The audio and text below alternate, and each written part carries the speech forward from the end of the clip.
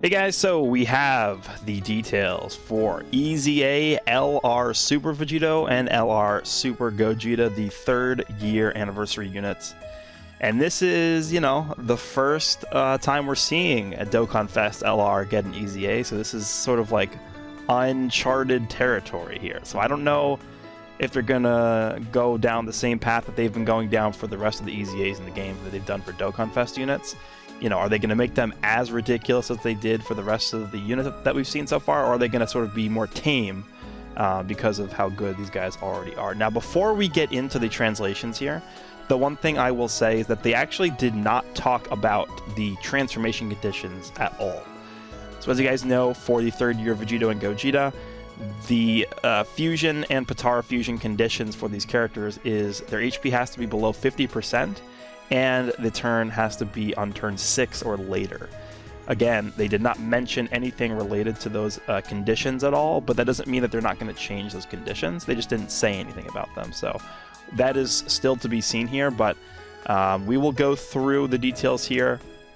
Again, when I do these translations for the EZA characters, I like to have the pre-EZA stuff alongside the post-EZA stuff so you can see exactly what is changing. And for starters, let's start with the leader skills, because I think at the end of the day, this is probably the most significant change that we're seeing. So the leader skill prior to EZA was Potara category key +3, HP attack +170, and then defense +130, or int type key +3, and then 90% to stats. So after EZA, they are 180% leads to Potara. Or this Vegito is 180% lead to Potara. And then he's an int type 120% key +3. This is the most powerful leader skill we've ever seen for one category, because even the 7-year LR characters, right? We have the LR Super Saiyan 4 Goku and Vegeta, and then the LR Super Saiyan God Goku and Vegeta. They are not giving a 180% stat boost to a single category. They're giving a 170 boost to 2 different categories, and then they're giving an additional 30% boost on top of that if you are in a specific other category as well, in addition to those first, one of the first 2 categories.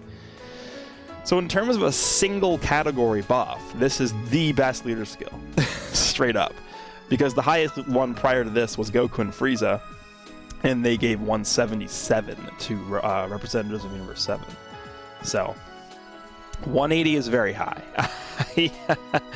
Potara is a category that I honestly would argue hasn't really gotten that much representation recently, so to see Potara get this leader skill I think is very, very cool. So the super attack effects, look at both of them post EZA as compared to prior to EZA. Not much has changed, but they do get a 1-turn attack and defense raise on both 12 and 18 key. And I think once you consider the fact that what this unit's defensive stat is going to be at the start of the turn, the 1-turn defense raise of 30% is actually going to be like very, very noticeable. So let's go ahead and skip down to their passive. So prior to the EZA, their passive was attack and defense plus 120% start of turn, and then they just got 2 key in addition per rainbow keys for obtained, and then they obviously, Potara fuse when conditions are met. This passive back when these guys were released was absolutely ridiculous because you never had LRs with the stats that they had with a 120% attack and defensive buff at the start of the turn. It just didn't happen. So this was kind of a groundbreaking unit when this released because of that. Now they're getting 180% at the start of the turn, right? Which is pretty good. 180% just flat out. Then they're getting a medium chance to perform a critical hit and a medium chance to evade enemy attacks. So that is a 30% chance. I feel like it wouldn't have been the biggest deal if they made that both of those things high chances instead of medium chances. Because at that point, you actually could have had an argument to maybe go a little bit more additional on this unit, right? Instead of crit. But because of Super Vegito and how Super Vegito really wants to have the critical counters, I would still say that even though this unit has a medium chance to perform a critical hit from their passive, you probably still want to focus more on critical hits for this character. And then a medium chance to evade enemy attacks is kind of just like a nice bonus, but it's not really something that you can rely on because of just how, again, it's 30%, so you have, around a 1 in 3 chance of dodging, which is not like the best. And then they're obviously going to keep the 2 key in addition per rainbow keys are obtained. And then again, nothing mentioned about the actual transformation conditions there. Super Vegito himself, the super attack effects, he gets a 1-turn stack on attack and defense for 12 key. And then 18 keys actually getting a 1-turn stack of defense greatly raises, so that's a 50% raise. And then does mega colossal damage, and then he also raises allies attack by 30% for 1 turn. This is actually going to matter because this 30% raise to allies for 1 turn is a direct multiplier into his counter damage. So that does actually really affect his counter damage a lot. So if you do get the 18 key into the 12 key, like let's say you get an additional super, the fact that he's raising attack on both 12 and 18 key super attacks are going to make your counters hit way harder. So let's take a look here. So he counters normal attacks with tremendous power, heals you to full HP. So instead of getting 150% at the start of turn, he's now getting 100, or so he's now getting 200% at the start of turn. And then he's also getting this buff where he reduces damage received by 30% for 3 turns from first appearance. And then once it's turn 4 or later, so this first part runs out, he's going to be getting 15% damage reduction. Honestly, they could have just made that permanent, right? They could have just kept 30% damage reduction permanent, and I think it would have been fine. This guy's defense is going to be absolutely crazy, especially when you get the 18 key super attack, because he's going to have the 200% start of turn. Then he's greatly raising his defense for 1 turn, so he's getting an extra 50% defense, and he has 30% damage reduction. This guy's going to be very tanky, I think. But he's going to be way, way more tanky after he's able to super, because if you can get that additional as well, he's going to get a 50% raise, then it's 30% raise. So that is Super Vegito. Let's go ahead and move down to Super Gogeta here and see what they did with him. So no matter what they really do with Super Gogeta here, it's it's going to be very, very tough to match Super Vegito just because of the way that crits work on the counters.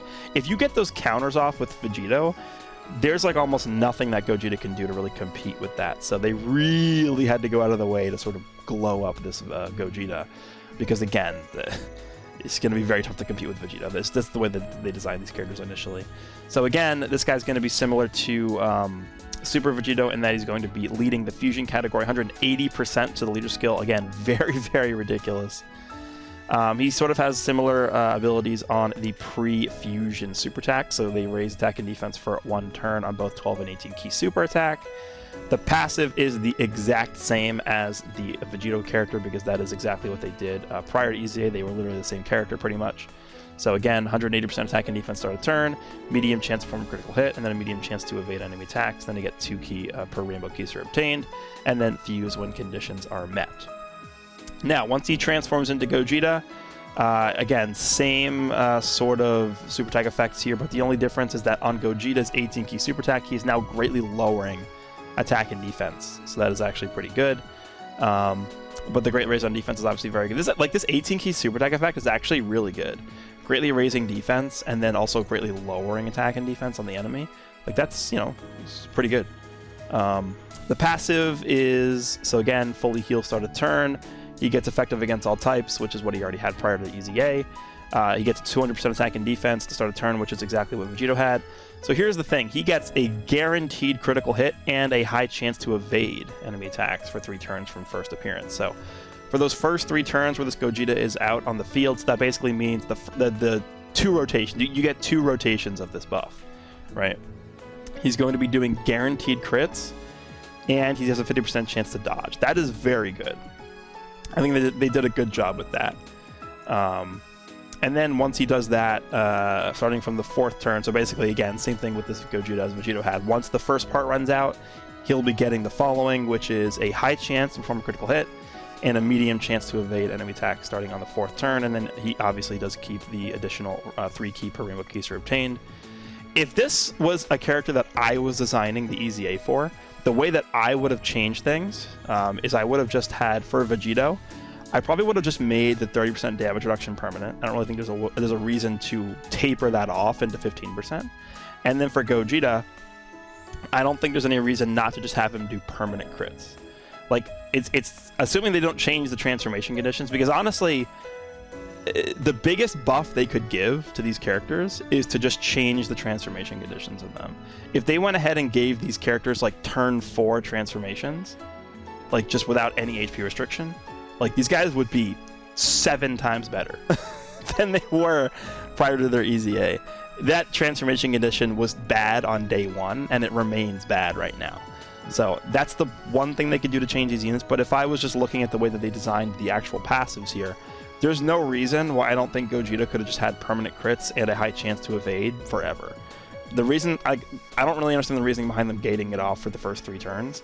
And to be honest, it's really not going to matter that much, because in most scenarios, if you're going to have this guy out on the field, most events are going to be done by the time this guy has 2 turns out. Same thing with Vegito, right? Unless you're in like a super mega long event. So I think these guys are going to be very good, and I'll tell you right now, I do have a feeling that people are going to greatly underrate these characters before they're able to test them out. These guys are definitely going to be very, very powerful, especially because of the fact that, remember, these units, I believe they're both on, they're both part of the 200% leader skills of the 7-year anniversary units. So you're going to be seeing these guys in like the perfect possible scenarios. Their leader skills are absurd, 180% of Potara and to the fusion categories. So I definitely think that these guys are going to be pretty underrated, just because I don't think people are going to look at this and be like, oh my god, they're so insane. But I think, when you take into consideration their stats, their teams, their leader skills, and especially with Vegito in particular, like the counters plus all this defense and damage reduction, and assuming you go like full crit on him, like he's going to be doing so much damage. So I'm actually pretty excited to see how these guys look in game, but hope you guys enjoyed. Let me know down below what you guys think of these EZA details, and I'll see you all in the next one.